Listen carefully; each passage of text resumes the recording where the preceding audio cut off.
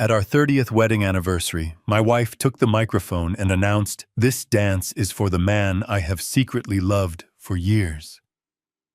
I stepped forward ready to hold her, but she walked right past me.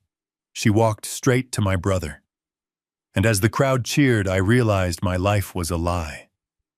But that was not the worst part. Later that night, my 12-year-old son pulled on my sleeve and whispered 5 words that turned my heartbreak into a fight for survival. "Daddy, do not drink the wine." My name is Victor Thorne. I am 70 years old, and if you looked at me standing in the ballroom of my Greenwich estate last Saturday, you would have seen a man who had everything.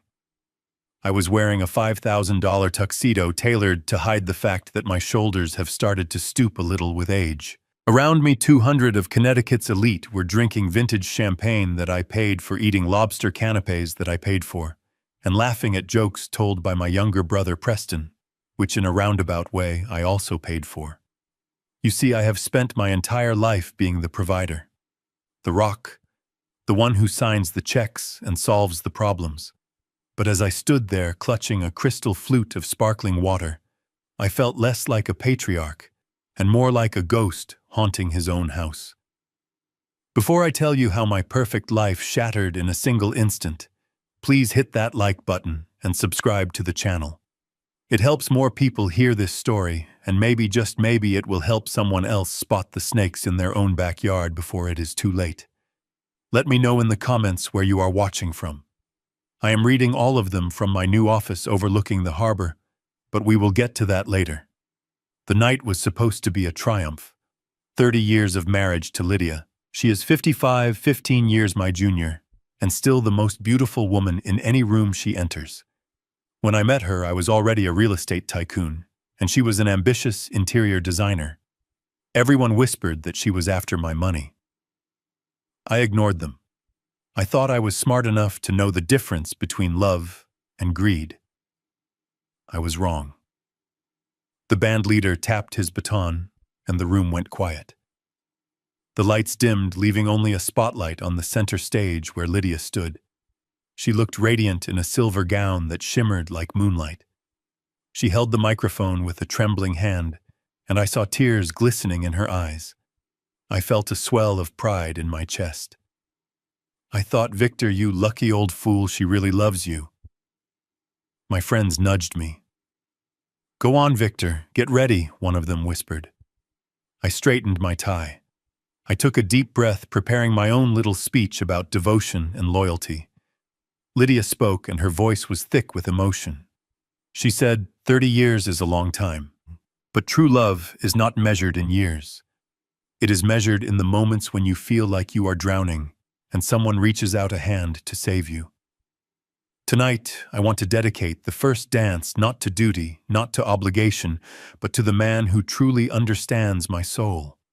The man I have loved in silence for so long. My heart hammered against my ribs. I took a step forward. I had a smile plastered on my face, ready to accept her embrace. And then she walked. It happened in slow motion. She stepped off the small stage and moved toward me. I raised my hand slightly, but her eyes were not locked on mine. She was looking just past my left shoulder.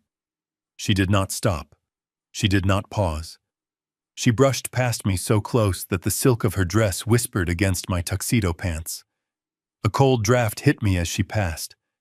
I stood there, my hand half raised, frozen like a statue in a park. I turned slowly, following her path. She stopped in front of Preston. My brother Preston. The man who has never held a steady job in his life. The man whose gambling debts I have cleared 3 times to keep him out of prison. He was sitting at the head table holding a glass of scotch, looking bored. But when Lydia approached him, a slow smirk spread across his face. It was not a look of surprise. It was a look of ownership. Lydia extended her hand to him. Preston stood up, laughing softly, and pulled her into his arms. The band began to play a waltz. For 3 seconds, the room was deadly silent. I could hear the blood rushing in my ears. I felt naked, exposed, stripped of every ounce of dignity I had spent 70 years building. Then someone started clapping. Then someone else. Soon the whole room was applauding. I looked around in confusion. They were smiling. They were nodding. I heard a woman near me say, "Oh, how sweet. She is honoring his brother because of his illness. That is so noble of Victor to let them have this moment." Illness. What illness?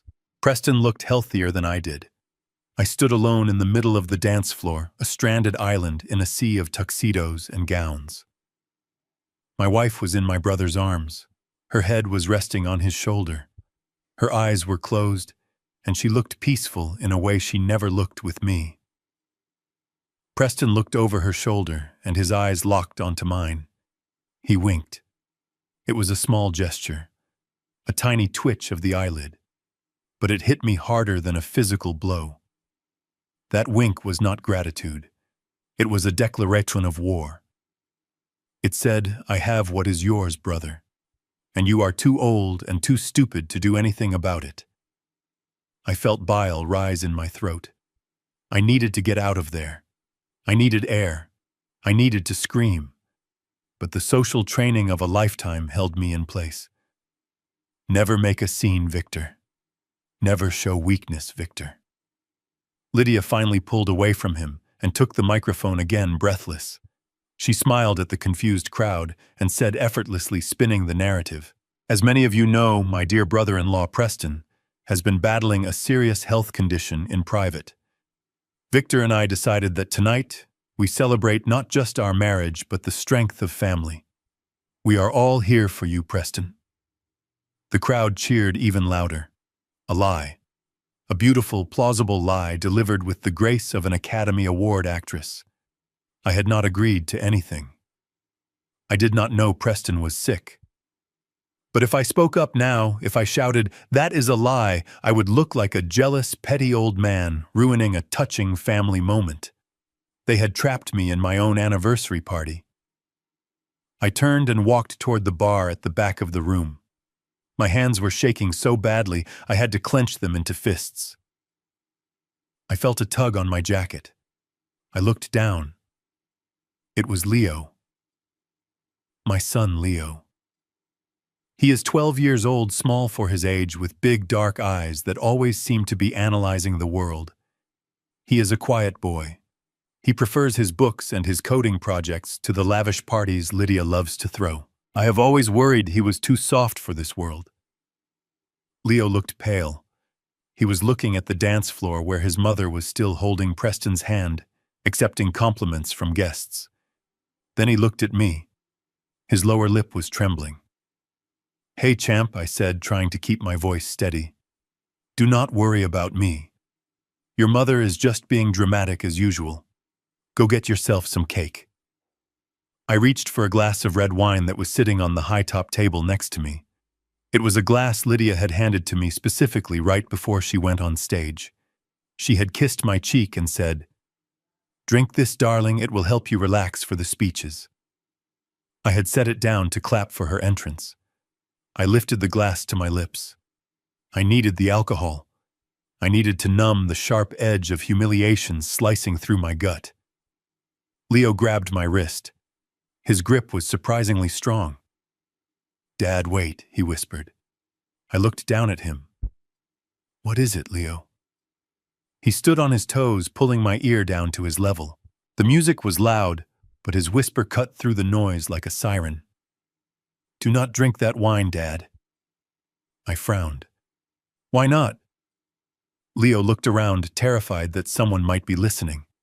He pulled me closer, his voice shaking with a terror no 12-year-old should ever know. I was in the kitchen behind the curtain. I saw Uncle Preston take the glass from the waiter.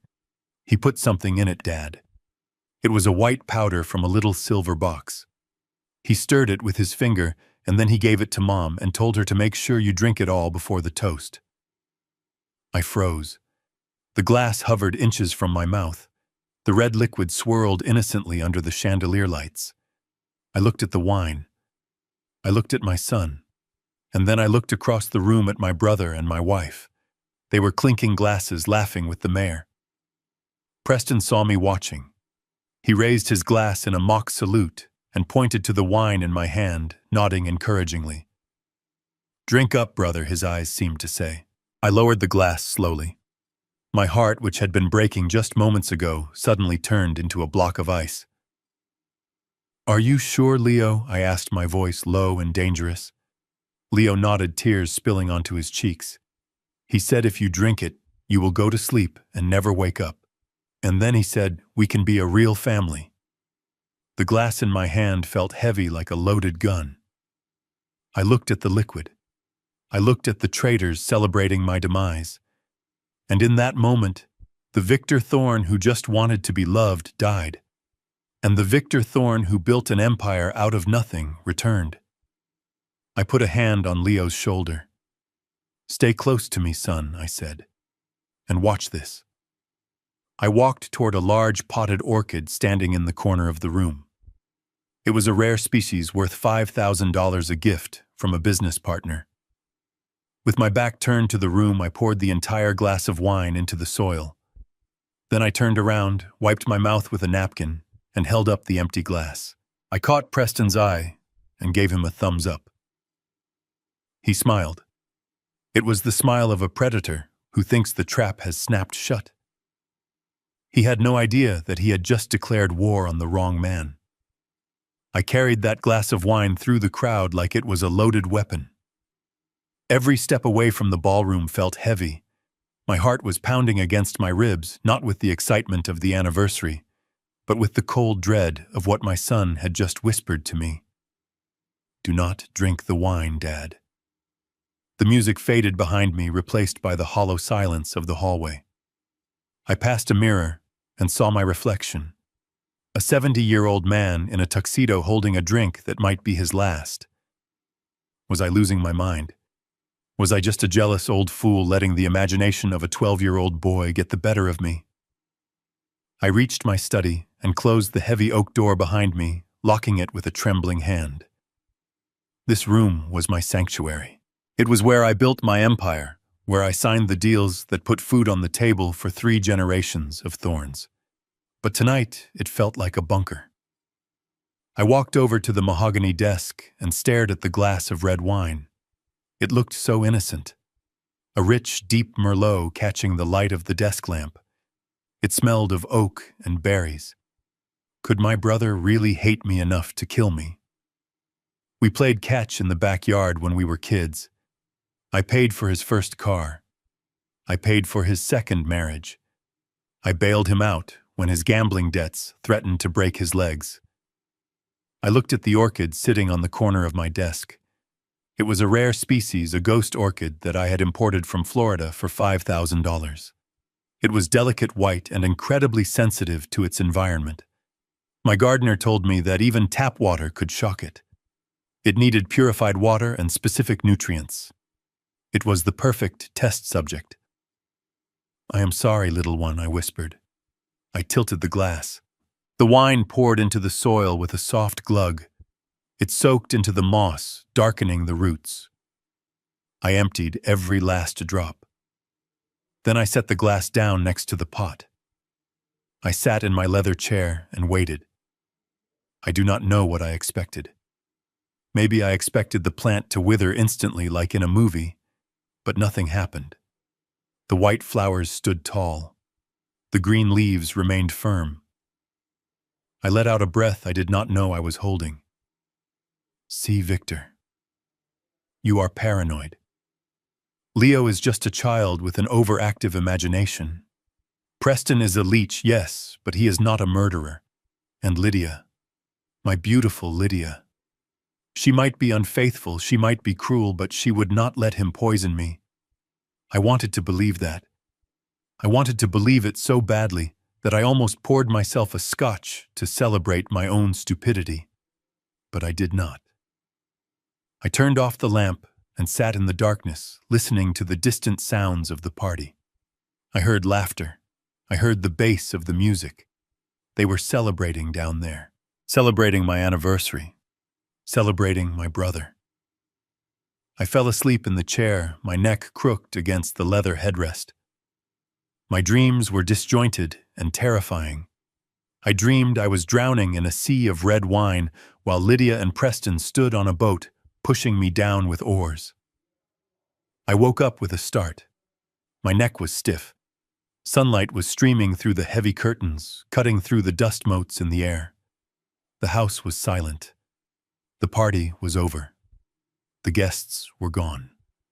I rubbed my eyes and sat up. I felt foolish. I had spent the night in a chair, terrified of a glass of wine. I reached for my glasses and put them on, ready to go upstairs, and apologized to Lydia for disappearing. Then I looked at the desk. My breath hitched in my throat. I froze. The blood drained from my face, leaving me cold and dizzy. The orchid was dead. But it was not just dead. It was obliterated. The delicate white petals, which had been pristine the night before, were now a sickly, translucent brown, hanging limp like dead skin. But the leaves were the worst part. They had turned a deep, violent black. They looked scorched, as if someone had taken a blowtorch to them. The stems had collapsed, turning into a mushy slime that oozed onto the polished wood of my desk. A chemical smell hung in the air. It was faint but distinct. It did not smell like wine. It smelled like bleach and burning rubber. I stared at the black sludge in the pot. My hands started to shake uncontrollably. This was not wine. Alcohol might kill a plant over a few days, but it would not turn it into black slime in 6 hours. This was acid, or a concentrated herbicide, or a poison so potent it attacked the cellular structure of a living thing instantly. If I had drunk that. The realization hit me like a physical punch to the gut. If I had taken that sip during the toast, I would not be waking up with a stiff neck. I would be lying in a morgue or frothing at the mouth on the ballroom floor while doctors tried to pump my stomach. Leo was right. My brother tried to kill me, and my wife handed me the glass. Tears pricked my eyes. Not tears of sadness, but tears of pure shock. The betrayal was so absolute, so total, that my brain could barely process it. They did not just want my money. They wanted me erased. They wanted me gone so badly, they could not wait for nature to take its course. I stood up, my legs wobbling. I needed to call the police. I reached for the phone on my desk. I lifted the receiver. Knock, knock. The sound was soft, but in the silence of the room it sounded like a gunshot. I slammed the receiver down. "Victor, darling, are you in there?" It was Lydia. Her voice was sweet, melodic, the same voice she used when she asked for a new diamond necklace or a vacation to Paris. I looked at the dead orchid. I looked at the door. Panic surged through me. If she came in, if she saw the plant, she would know I knew. And if they knew I was a dead man. I was 70 years old. Preston was younger, stronger. If they realized the poison failed, they might try something else. A fall down the stairs, a heart attack in the shower. I had to hide it. I grabbed a stack of files and threw them over the orchid, hiding the black carnage. I grabbed the empty wine glass and rubbed the rim with my thumb, trying to make it look used. The doorknob turned. "Victor, why is the door locked?" Her voice had a sharp edge now, a hint of suspicion. I took a deep breath. I forced my heart to slow down. I was a businessman. I had negotiated deals with sharks and mobsters. I had looked liars in the eye and shaken their hands. This was the most important deal of my life, the deal for my survival. I unlocked the door and pulled it open. Lydia stood there holding a silver tray. On it was a plate of eggs Benedict and a fresh pot of coffee. She was wearing a silk robe, her hair perfectly messy. She looked like an angel, a beautiful, poisonous angel. "Good morning, Sleeping Beauty," she said, smiling. Her eyes darted instantly to the desk. She was looking for the glass. I stepped back, forcing a tired smile onto my face. "Good morning, my love. I am sorry about last night. The wine gave me such a headache I must have passed out in the chair. I saw her shoulders relax. She saw the empty glass on the desk. She thought I drank it. "You drank it all?" she asked, stepping into the room. "Every drop," I lied. "It was delicious. Just a bit strong." She set the tray down. Her eyes were gleaming with a strange excitement. She was waiting for me to collapse. She was waiting for the poison to kick in. "Well, you rest," she said, walking over to me and placing a hand on my chest. Her touch made my skin crawl. "Preston and I are going to handle the cleanup downstairs. You do not look well, Victor. You look pale. Maybe you should lie down." "I am fine, Lydia," I said, patting her hand. "Just old age catching up with me." She smiled, and it was the coldest thing I had ever seen. She kissed my cheek. "I will check on you in an hour," she whispered. She turned and walked out, closing the door softly. I waited until her footsteps faded. Then I turned back to the desk and lifted the files. The orchid lay there, a black, rotting mess, a silent witness to my murder. "I am not going to die today, Lydia," I whispered to the empty room. "And I am not going to lie down." I wiped the sweat from my forehead. The game had changed. I was no longer the husband. I was the target. And if I wanted to see the sunset tonight, I had to become something else. I had to become the best actor this family had ever seen. I walked down the grand staircase, gripping the banister to keep my hands from shaking. The house was quiet now, but the air still felt heavy with the lingering scent of stale perfume and expensive cologne. I found Lydia in the sunroom. She was sitting on the floral sofa, clutching a handkerchief, staring out at the manicured gardens. She looked fragile. She looked like a woman carrying the weight of the world. It was a perfect pose. If I had not just seen a ghost orchid turned into black sludge upstairs, I would have rushed to her side and begged for forgiveness. But now I saw the scene for what it was. A stage set. And Lydia was the lead actress in a tragedy written specifically to end my life. I cleared my throat. Lydia jumped slightly and turned to face me. Her eyes were red-rimmed. She had been crying, or at least she had done a very good job of irritating her eyes to look like she had been crying. "Victor," she whispered, her voice trembling, "you scared me." I walked into the room, keeping a safe distance. I needed to play this perfectly. I needed to be the confused, hurt husband, not the detective. "Lydia, we need to talk about last night," I said, keeping my voice low. "That dance. The way you looked at Preston. The way the whole room clapped while I stood there like a fool. You humiliated me, Lydia. On our 30th anniversary. Why would you do that?" Lydia stood up. Her face crumpled. A tear rolled down her cheek with cinematic timing.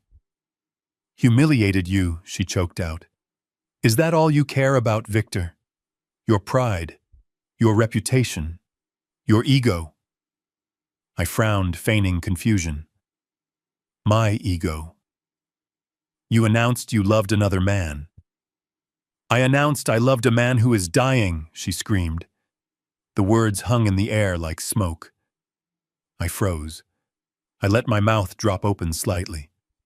This was the angle. This was the shield they were using. "Dying," I repeated. Lydia covered her mouth with her hand, struggling to suppress a sob. "Yes, Victor. Dying. Preston is dying. And you. You are so obsessed with your own image that you could not see the pain in his eyes. You could not see that he was saying goodbye." The door to the sunroom opened. Preston walked in. He was not wearing the tuxedo from last night. He was wearing a baggy sweater and sweatpants, clothes that made him look smaller, thinner. He walked with a slight limp that I had never noticed before. He was holding a large manila envelope. "Lydia, please," he said, his voice raspy and weak. "Do not tell him. I do not want his pity." Preston sank into the armchair opposite Lydia, letting out a long, pained groan as he sat down. He looked at me with eyes that seemed weary and defeated. I am sorry about last night, brother, he said. We did not mean to cause a scene. Lydia she got emotional. We just wanted one last happy memory before the end. I looked from Lydia to Preston. The performance was flawless. If I did not know about the poison, I would be on my knees right now. But I had to act as if I was on my knees. I had to let them win this round. What is it? I asked, softening my tone. What is wrong with you, Preston? Preston sighed and tossed the manila envelope onto the coffee table. It slid across the glass surface and stopped right in front of me. Pancreatic cancer, he said quietly. Stage 4. The doctors say I have maybe 6 months, maybe less. I reached out and picked up the envelope. I opened it slowly. Inside were medical records, scans, and letters from specialists. I glanced at them. They looked official. There were MRIs showing dark masses. There were blood test results highlighted in red. It was a masterpiece of forgery. Or maybe he really had bribed a doctor. With my money, nothing was impossible. I looked up at Preston. I forced tears into my own eyes. It was not hard. I just had to think about the boy Leo crying in his room. Oh my God, I whispered. Preston, why did you not tell me? Because I know you, Preston said, looking away. You would have tried to fix it. You would have thrown money at it. You would have sent me to specialists in Switzerland. But there is no fixing this, Victor. It is over.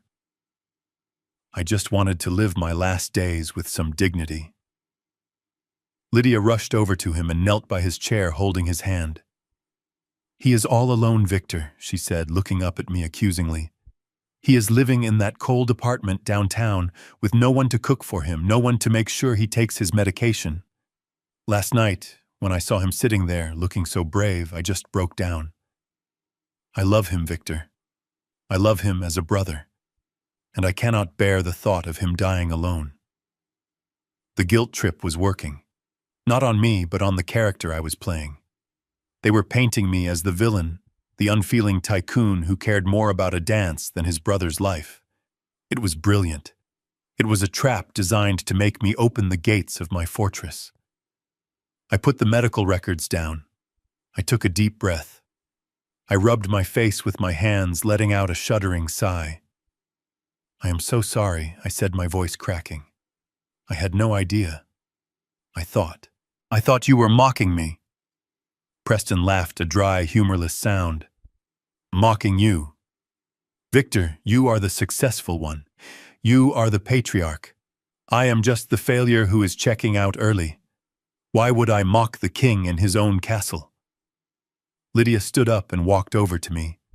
She placed her hands on my shoulders. Her grip was firm. Victor, she said, her eyes locking onto mine. We need to do the right thing. We cannot let him go back to that apartment. He needs family. He needs us. I knew what was coming. I knew exactly what they wanted. And I knew I had to say yes. If I said no, they would find another way to get to me. If I said yes, I could keep them where I could see them. I could watch them. I could record them. What are you proposing, Lydia? I asked. He should move in here, she said. Into the East Wing. It is quiet there. We have the staff to take care of him. We can make his last months comfortable. It is the least we can do, Victor, after everything. I looked at Preston. He was staring at the floor, playing the reluctant martyr. I do not want to be a burden, Preston mumbled. Victor values his privacy. I do not want to intrude. Oh, stop it, Preston, I said, injecting authority into my voice. You are my brother. You are a thorn. Thorns do not die alone in rented apartments. I walked over to him and put a hand on his shoulder. I felt him tense up slightly beneath the wool sweater. You are moving in today, I declared. I will send the driver to pick up your things. You will stay here until the end. Preston looked up at me. His eyes were wet. Thank you, Victor, he whispered. You are a good man, better than I deserve. Lydia sobbed openly now, rushing to hug both of us. It was a grotesque family portrait. The victim, the murderer, and the adulteress, all hugging in a sunlit room. "I need a moment," I said, pulling away gently. This is a lot to process. I am going to go to the kitchen and tell the chef to prepare a special dinner. We should celebrate. Celebrate that we are together." I turned and walked out of the sunroom. My legs felt heavy as lead. I had just invited my assassin to sleep under my roof. I had just given them access to my food, my medicine, my daily routine. I was walking a tightrope over a pit of vipers. I reached the end of the hallway, where a large decorative mirror hung on the wall. The angle of the mirror allowed a view back into the sunroom through the open double doors. I paused. I could not help myself. I needed to see them one last time before I fully committed to this dangerous game. I looked into the glass. Lydia was standing over Preston. She was no longer crying. She was wiping her face with a tissue, checking her makeup. Preston was leaning back in the chair, his pain completely gone. He stretched his arms over his head like a man who had just won the lottery. Then he looked at Lydia. He reached out and squeezed her hand. And then he did it. He looked at the empty doorway where I had just exited. He thought I was gone. He thought I was halfway to the kitchen. He looked at Lydia and winked. It was slow, deliberate, and filled with malice. Then he grinned. A wide, shark-like grin that showed all his teeth. He mouthed 2 words to her. "Too easy." Lydia giggled, covering her mouth.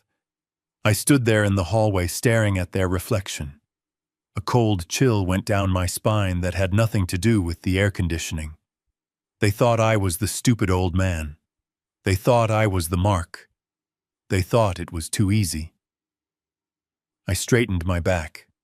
I adjusted my cuffs. "Enjoy your victory lap, brother," I thought. "Because once you move into this house, you are not the hunter anymore. You are the prey. And this house is my jungle." I turned away from the mirror and walked toward the kitchen. I had a dinner to plan, and I had a war to win. The invasion of my home happened not with soldiers kicking down doors, but with a single man in a bathrobe demanding espresso. Preston did not just move into the East Wing. He spread like a virus through the entire estate. By the 3rd day, the atmosphere in the house had shifted from a quiet sanctuary to a chaotic stage play where I was forced to be a silent spectator. I walked into the dining room for breakfast and stopped dead in my tracks. Preston was sitting at the head of the table. My seat. The seat where my father sat and where I had sat for 40 years. He was reading the Wall Street Journal, my subscription, and he had tucked a linen napkin into the collar of his silk pajamas. He looked up as I entered and did not even flinch. He did not offer to move. He simply folded the paper and smiled a smile that did not reach his eyes. "Good morning, brother," he said, gesturing to the empty chair on the side. The chair usually reserved for guests. "Maria made excellent crepes today. You should try one before I finish them all." I looked at Maria, my housekeeper of 20 years. She was standing by the sideboard pouring coffee. She kept her head down, refusing to meet my eyes. I could see the tension in her shoulders. Preston had been ordering her around like a servant from a bygone era, snapping his fingers when he wanted a refill, criticizing the temperature of the toast. I wanted to walk over there, grab him by his silk collar, and throw him out the front door. But I swallowed the rage. I pulled out the guest chair and sat down. "I am glad you are comfortable, Preston," I said, picking up a fork. "Comfortable," he scoffed. "I am dying, Victor. But yes, the thread count on these sheets helps a little. Speaking of help, I told the gardener to cut down those hedges near the pool. They block the view. I hope you do not mind." I gripped the fork so hard my knuckles turned white. Those hedges were planted by my late mother. "Of course," I said, forcing my voice to remain even. "Whatever makes you happy in your final days." He smirked. He was testing me. He was pushing every button I had to see if I would snap. If I lost my temper, if I yelled at a dying man, I would be the villain.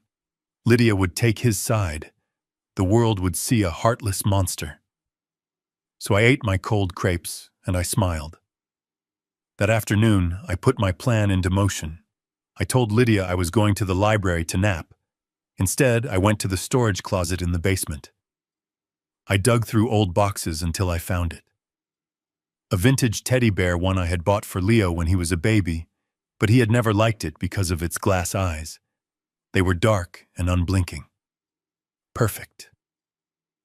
I took the bear to my workbench. My hands, which everyone assumed were shaking with age, were steady as a surgeon's. I carefully cut open the seam on the bear's back. Inside, nestled among the stuffing, I placed a high-definition spy camera I had purchased online using a prepaid debit card.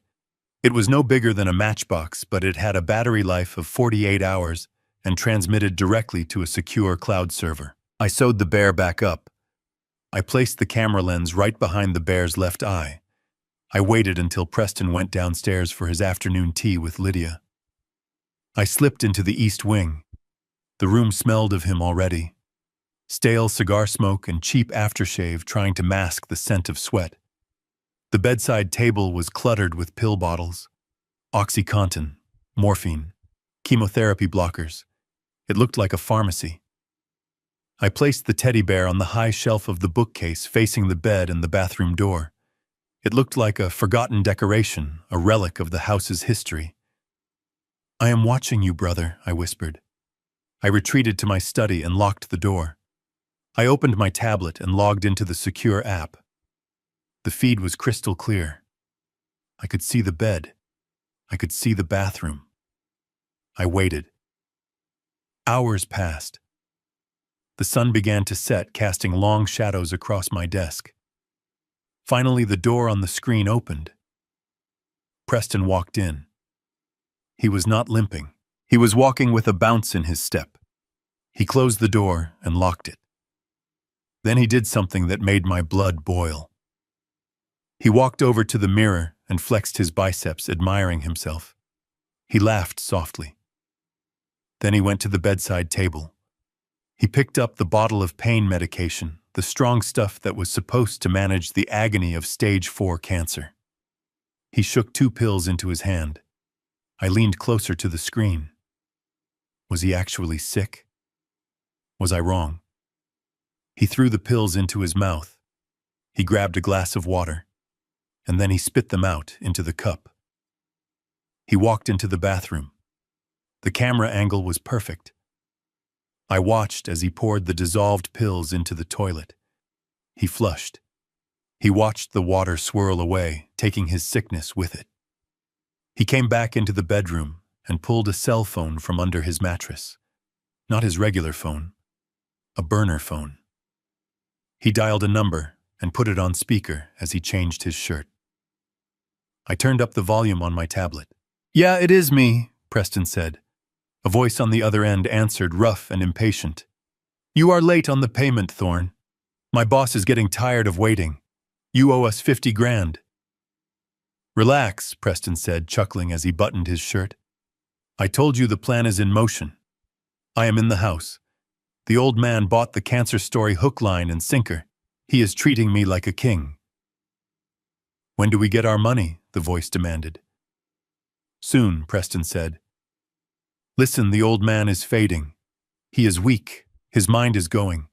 I am working on the wife now. She is eating out of the palm of my hand. Once he kicks the bucket, and trust me, it will be sooner rather than later, I will have control of the estate. You will get your 50 grand plus interest." "Make it quick," Thorne the voice warned, "or we will come and collect from your kneecaps." Preston hung up and threw the phone onto the bed. He let out a long sigh. Then he looked at the ceiling and said loud enough for the empty room to hear, "Die already, Victor. You have lived long enough." I sat back in my chair. The evidence was irrefutable. He was not sick. He was in debt to loan sharks, and he was planning to pay them back with my life insurance. My hands were trembling, but this time it was not fear. It was pure, cold adrenaline. I needed to secure my assets. I needed to make sure that even if they killed me tonight, They would not get a dime. I stood up and walked over to the wall behind my desk. I moved the large oil painting of the Connecticut coastline, revealing a hidden wall safe. This safe contained everything: the deeds to the properties, the bearer bonds, the emergency cash, and most importantly, the original copy of my will. I reached out to punch in the code. My birthday. Simple. But before I could touch the keypad, I froze. The small LED light on the safe panel was blinking. Not green. Not off. It was blinking a rapid, angry red. I stared at it. That light only appeared when someone had entered the wrong code 3 times in a row. The system was in lockout mode. Someone had been here. Someone had found the safe. And someone had tried to guess my combination. I looked at the keypad. There was a faint smudge of powder on the number 7 and the number 0. My birthday was the 7th of October. They knew. They were close. They were not just waiting for me to die. They were actively trying to rob me while I was still breathing. I heard footsteps in the hallway outside my study. Slow, deliberate footsteps. They stopped right in front of my door. The doorknob turned slowly. Locked. "Victor, are you in there?" It was Preston. His voice was back to the weak, raspy whisper of a dying man. I looked at the safe. I looked at the tablet showing the empty room where the real Preston had just been gloating. And then I looked at the door. The wolves were not just at the gate. They were inside the walls. And they were hungry. Living with the enemy changes the way you see the world. Every shadow looks like a threat, and every silence feels like a trap. But the hardest part was not watching my brother parade around in my bathrobe or seeing my wife fawn over him. The hardest part was watching my son. Leo had stopped being a child. In the span of 3 days, he had become a ghost in his own home. He walked softly on the floorboards, as if afraid to make a sound. He kept his eyes on the ground. And whenever Preston entered the room, Leo would flinch. It was a small movement, a tiny involuntary contraction of his shoulders, but to a father watching closely, it was a scream for help. I sat in the living room, pretending to read a book, but my eyes were fixed on the reflection in the window. Preston was standing by the fireplace and Leo was sitting on the rug doing his homework. "Straighten your back, Leo," Preston snapped. I froze. The tone was not the playful teasing of an uncle. It was the sharp command of a drill sergeant. Or a father. Leo immediately sat bolt upright, his face pale. "And hold the pen correctly." Preston continued, walking over to the boy. "How many times do I have to tell you? Weak grip means a weak mind." Preston reached down and adjusted Leo's fingers on the pencil. He lingered there, his hand resting on the back of Leo's neck. It was a possessive gesture. Dominant. Creepy. It was the way a man touches something he owns. Leo did not move, but I saw tears welling up in his eyes. That was the moment the ice in my veins turned into fire. Uncles do not care about pen grips. Uncles do not discipline with that kind of intensity. Uncles do not look at their nephews with that mixture of pride and contempt. I needed to know. The question had been gnawing at the back of my mind since the night of the party, but I had pushed it away because it was too painful to face. But I could not ignore it anymore. I waited until Preston went out to the terrace to smoke one of my imported cigars. I slipped upstairs to the east wing. My heart was hammering against my ribs, not out of fear of getting caught, but out of fear of what I was about to do. I walked into the bathroom Preston was using. The air was thick with the humidity of a recent shower. I saw his toothbrush sitting in a porcelain cup, a blue plastic handle with frayed bristles. I pulled a Ziploc bag from my pocket. I felt like a criminal in my own home. I picked up the toothbrush, avoiding the bristles, and dropped it into the bag. I sealed it tight. Step 1 complete. Next, I went to Leo's room. He was not there. He was still downstairs, enduring Preston's torment. I walked over to his bed. His pillow was covered in a Spider-Man pillowcase. I looked closely. There. A few strands of dark hair caught in the fabric. I carefully used a pair of tweezers to pick them up, making sure I got the follicle, the root where the DNA lives. I placed them in a separate envelope. I drove to the private laboratory myself. I did not trust a courier. I paid 3 times the normal rate for an expedited rush service. The technician, a young woman with tired eyes, told me she would email the results as soon as the sequencer was done, no matter what time it was. I returned home and locked myself in my study. The waiting was agony. To distract myself, I opened my laptop and logged into my bank accounts. I needed to see how deep the rot went. At first glance, the main accounts looked normal. The balance was high. The large transfers were all accounted for. But I was not looking for the large transfers anymore. I was looking for the termites. I dug into the sub-accounts, the operating expenses for the estate, and the miscellaneous cash funds. And then I saw it. 2 days ago, a withdrawal of $9,000. 3 days ago, $9,500. Yesterday, another $9,000. My blood ran cold. This was a classic money laundering technique known as smurfing. Banks are required to report any transaction over $10,000 to the federal government. By keeping the withdrawals just under that limit, Preston and Lydia were draining my liquidity without triggering any automatic alarms. I scrolled back further. This had not started when Preston moved in. It had started 6 months ago. Small payments to a shell company in the Cayman Islands. Payments for consulting fees. Payments for interior design supplies. I did the math in my head. They had already siphoned off nearly $500,000. They were not just killing me. They were gutting me first. They were stealing the golden eggs before they killed the goose. I slammed the laptop shut. The rage was suffocating. I wanted to march upstairs, kick down the door, and drag Preston out by his hair. I wanted to scream at Lydia until her perfect facade cracked. But I couldn't. Not yet. I needed the final piece of the puzzle. Time seemed to stop. The house grew quiet as night fell. I heard the grandfather clock in the hall chime midnight. Then 1 a.m. Then 2 a.m.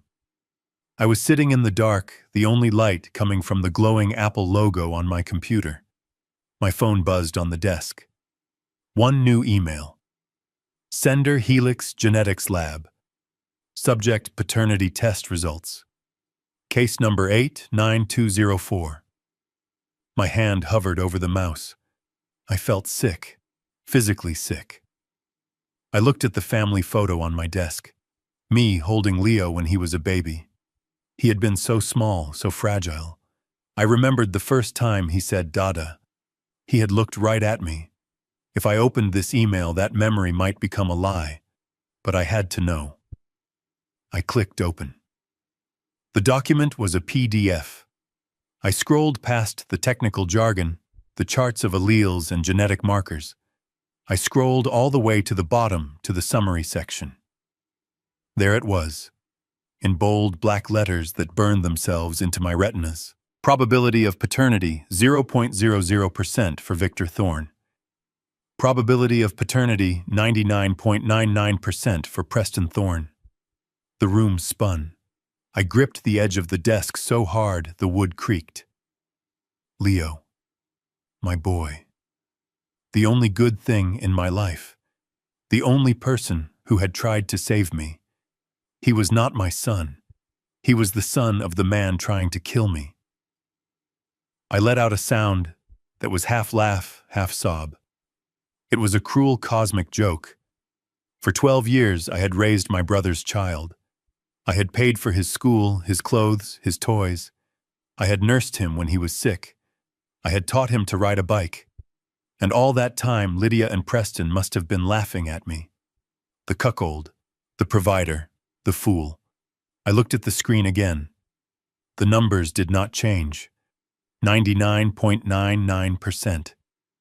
But then a strange clarity washed over me. I thought about Leo's eyes. I thought about the fear in them when Preston came near. I thought about the way Leo had whispered, "Do not drink the wine, Dad." Preston might be his father biologically. Preston contributed the DNA. But Preston was the monster under his bed. I was the one who read him bedtime stories.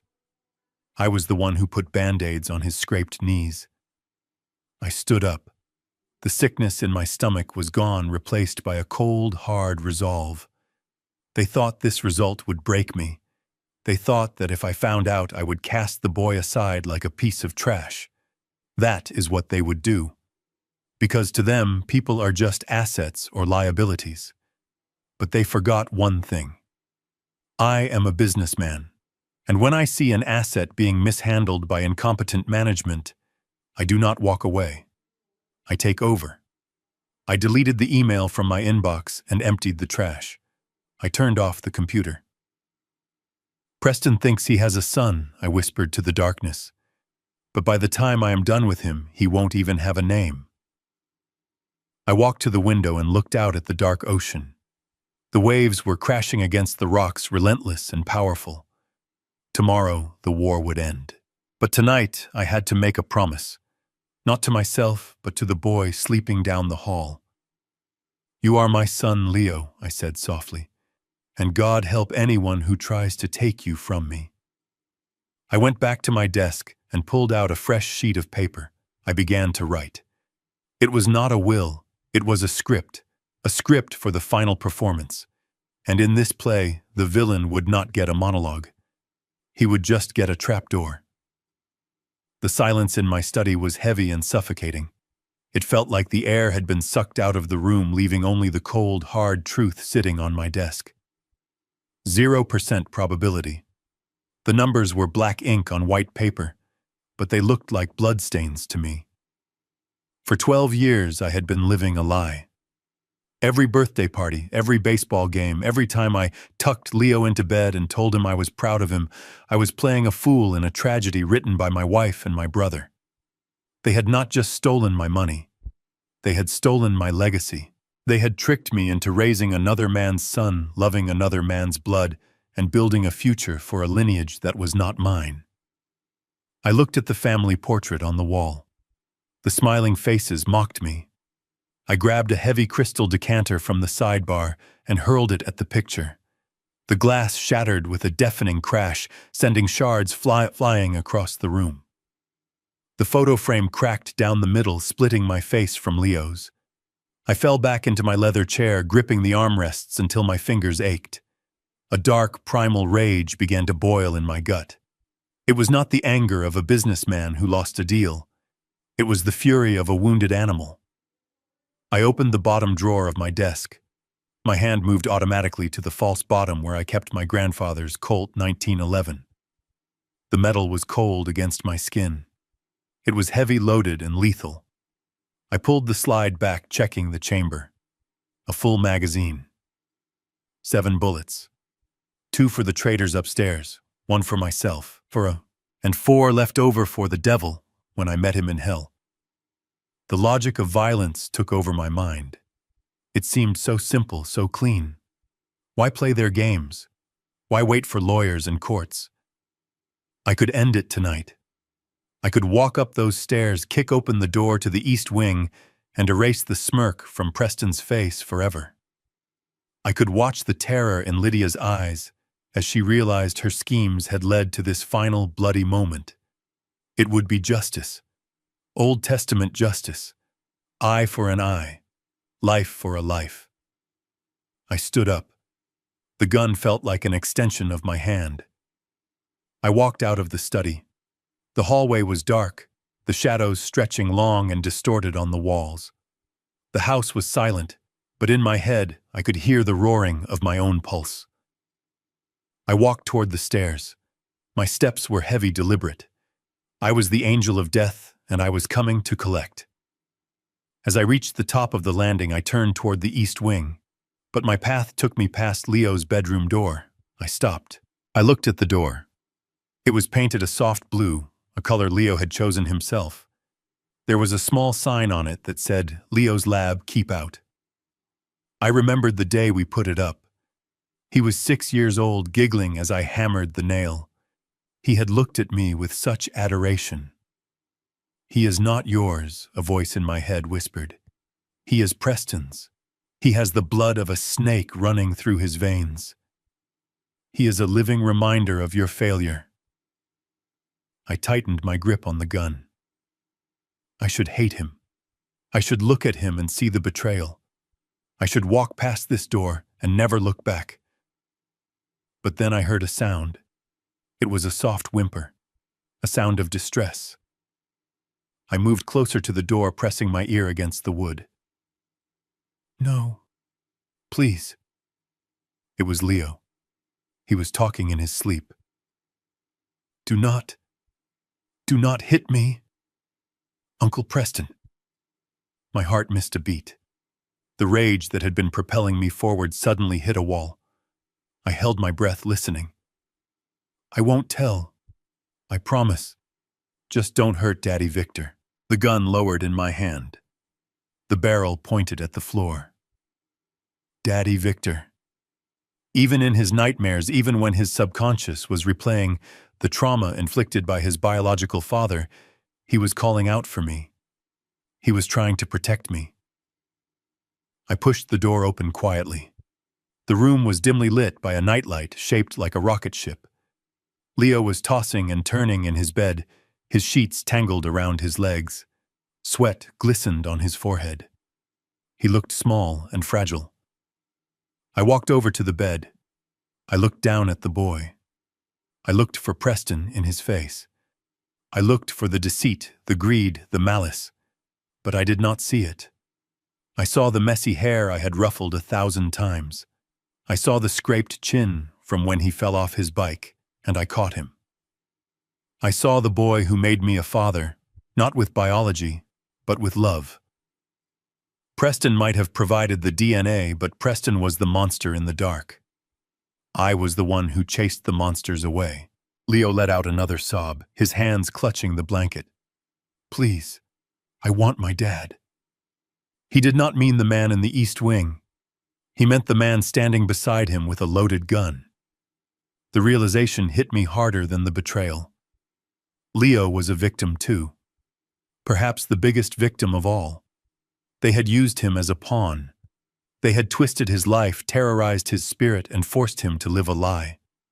If I killed them tonight, if I went to prison, or ended my own life, I would be abandoning him. I would be leaving him alone in a world that viewed him as nothing more than a tool. I would be letting Preston win. Because Preston did not care if Leo lived or died. But I did.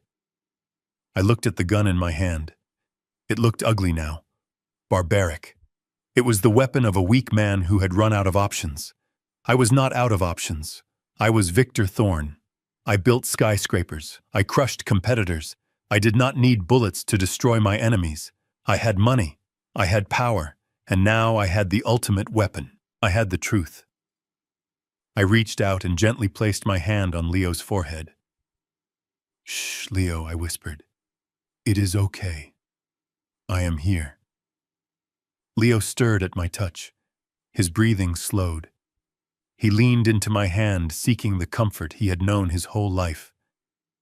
"Dad," he mumbled sleepily, his eyes fluttering open for a second. "I am here, son," I said, my voice thick with emotion.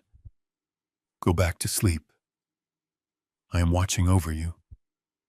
He sighed a long, deep exhalation of relief and drifted back into a peaceful sleep. I stood there for a long time watching him breathe. The rage was still there, but it had changed. It had cooled.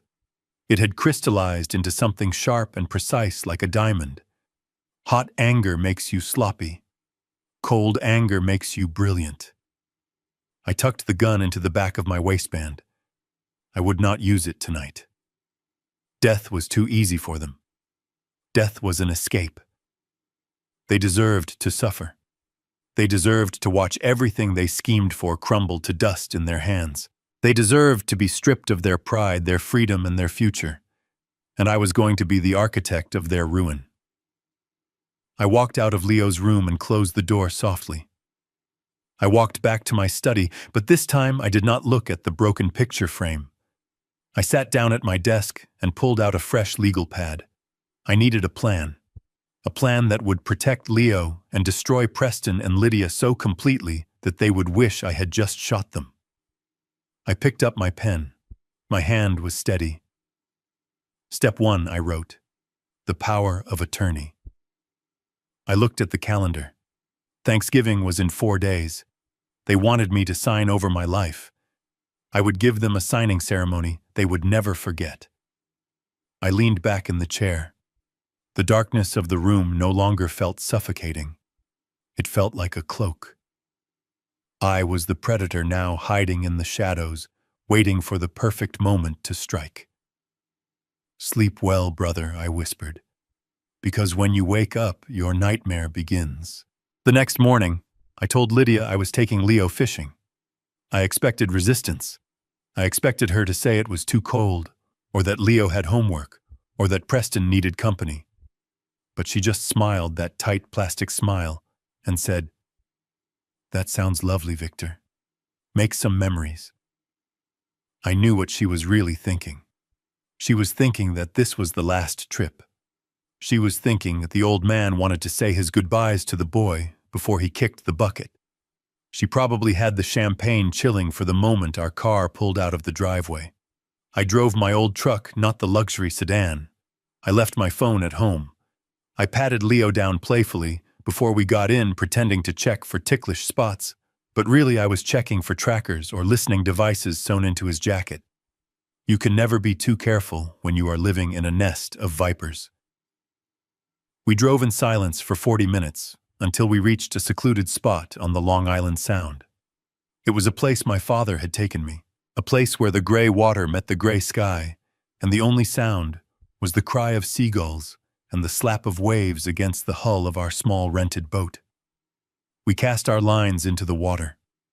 Leo sat huddled in his puffer jacket, staring at the bobber floating on the surface. He looked so small against the vastness of the ocean. He looked burdened. A 12-year-old should be worrying about math tests and baseball tryouts, not about survival. I reeled in my line a little and cleared my throat. The sound seemed to echo in the emptiness.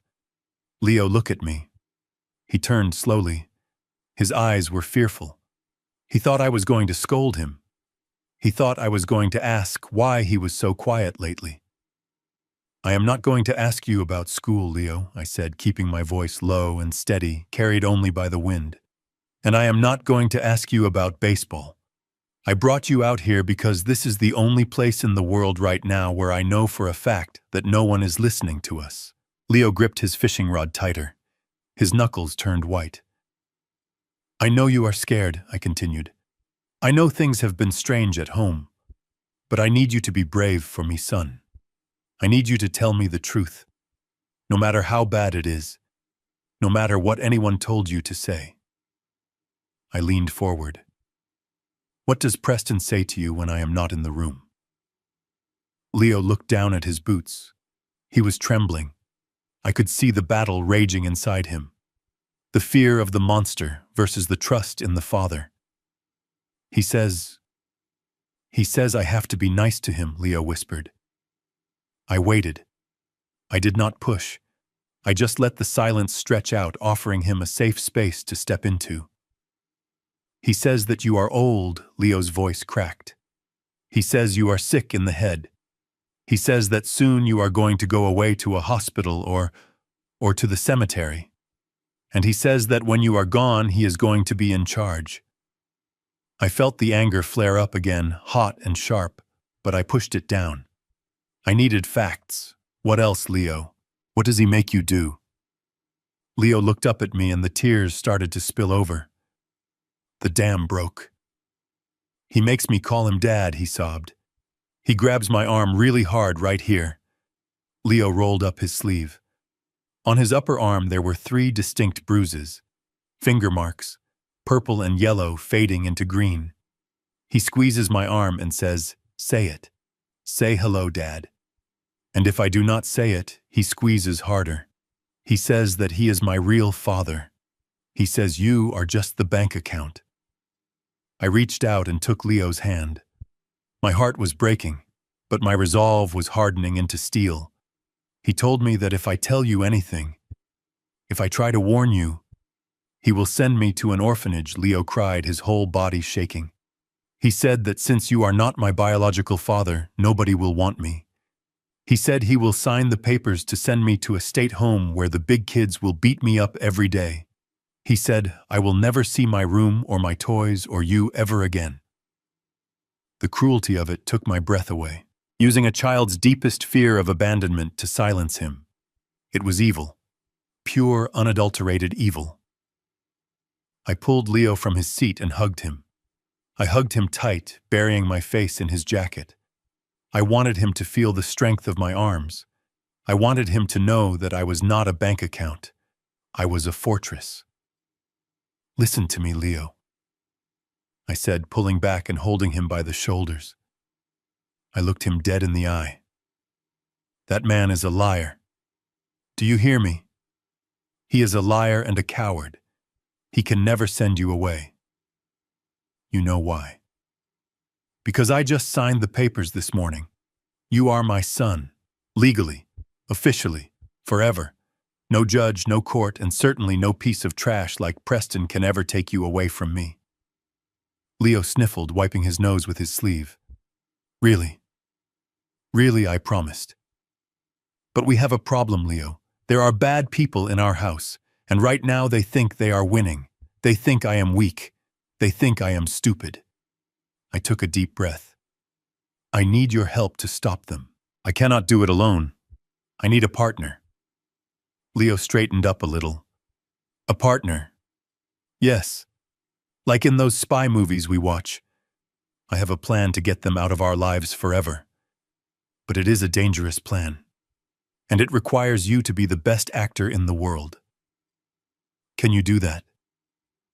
Leo nodded slowly. The fear in his eyes was being replaced by determination. He wanted to fight back. He just needed a general to follow. What do I have to do? He asked. I need you to pretend that you hate me, I said.